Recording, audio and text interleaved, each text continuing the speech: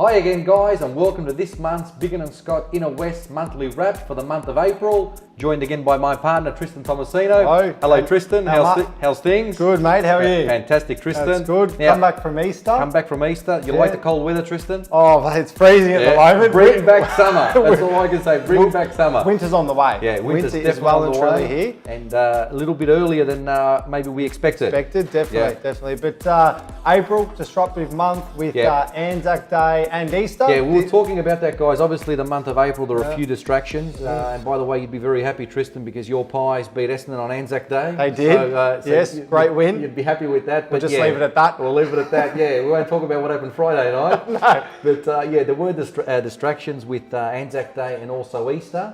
And to be fair, obviously the numbers were down. I think across the industry, the numbers were down.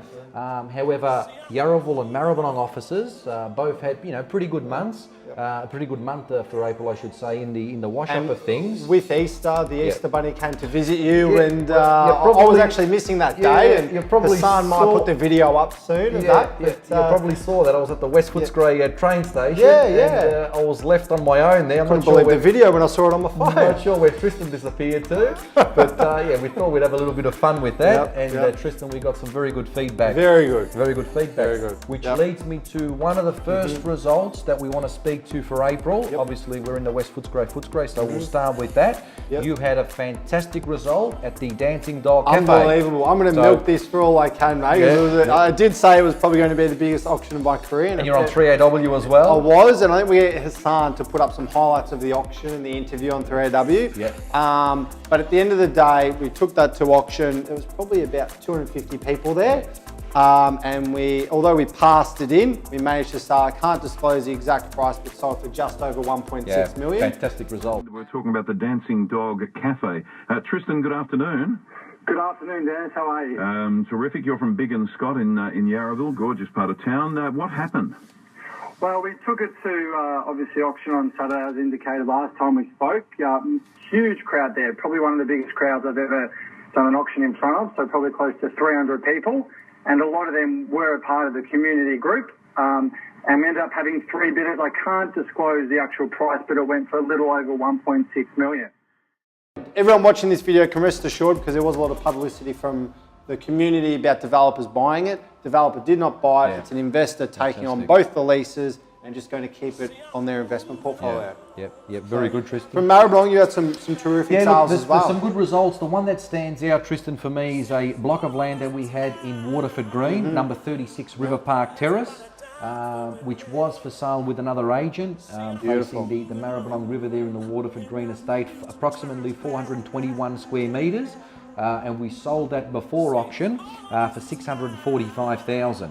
Which was a fantastic result, and it's one of the very few blocks left now in that Waterford Green estate, which, as you know, have plans and permits? No plans and permits, no. So I would imagine that whoever has bought there is going to put a nice family home, very good price, overlooking the Maribyrnong River. Wonderful result there. Another one which I'd like to talk about is also just around the corner in 48 Central Park Avenue, a townhouse which we took to auction. Also in April, we sold that for $620,000. Was that just the weekend before Anzac Day, was it? Yes, it was. Yes, it was. So that went very well. And the last one I want to talk about, because the vendor is a very, very good friend of mine, and I'm very happy that we got him a ripper result.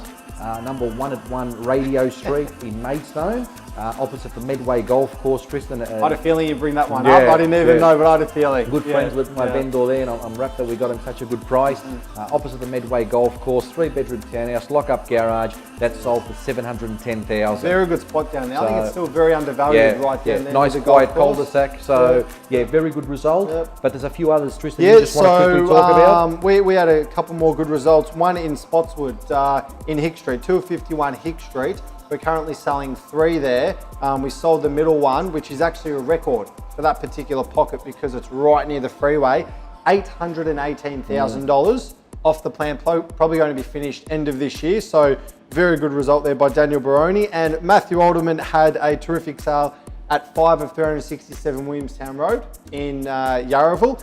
and that sold for 389,000 before auction. Good result as well. Very good result, Yeah. but I think with apartments at the moment, they're not getting a lot of interest through them. So if we're able to negotiate an offer before auction, I think that's the best path for anyone looking to sell. Now, Tristan, just quickly, the clearance rate, Yep. the industry average was 77%, the auction clearance rate. But we were a bit above that. A little bit above that, which we were very happy with. Yarraville, Maribyrnong office together, 89%. 89%. Yeah. So pretty much 9 in 10 properties we sold. Which is pretty good. And before on the day. You know, it's quite a strong market. You probably would have seen the news on Saturday night, 7 News, you know, talking the market up and all the rest of it. So there is a lot of activity happening out there at the moment. And now, even though we said with April, disruptive month, most of the properties we have booked in for auctions, sold or sold before. Yeah. Now, Tristan, we've had one of our viewers, Yes. one of our clients send us an email asking us what I think is a very, very good question. Yeah. Obviously, you're aware of all the publicity with the block. Biggin and Scott on the block. We sold Tim and Anastasia's one, not Mark and I personally, but our Richmond office did, so well done to the guys very there. well there, the Richmond office. But off the back of that, as you said, we had a question come through because everyone thinks they can make, you know, $1 million now or well, the question was, is renovating a property as easy as we've seen on the block? I think it's a very good question. I'll leave this with you, Tristan, to answer.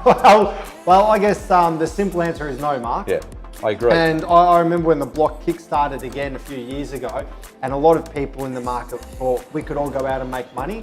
But what they don't see behind the scenes is that the purchaser or the people on the TV show don't actually buy the property themselves. They don't have to go through the process of getting a mortgage, paying stamp duty. If it's an investment property that you're going to renovate, there's obviously capital gains involved as well. And they do have a lot of help behind the scenes on the TV show that people don't find out about. The answer to that is no, it is not as easy as it appears on TV. It isn't, but it can be very rewarding if you know what you're doing. And we've sold a lot of properties for people that have done that, renovated and done very well. But you just need to be organised and with the block, obviously, it's a TV show.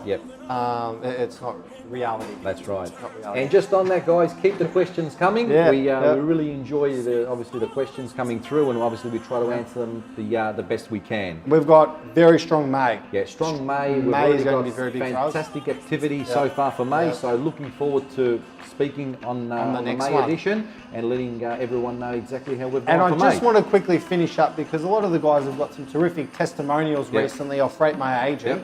And we might get Hassan to put those up on the screen as well, because that's something that's been great for us as a company, seeing the staff, getting all those testimonials Done recently. very well in that Simon regard. Gray, Rita Gallardi, Matthew Oldham, I know the guys have got Nick a lot Metis as well, Paul Boycott. so they've tried very hard and doing extremely well. so it's very rewarding for us.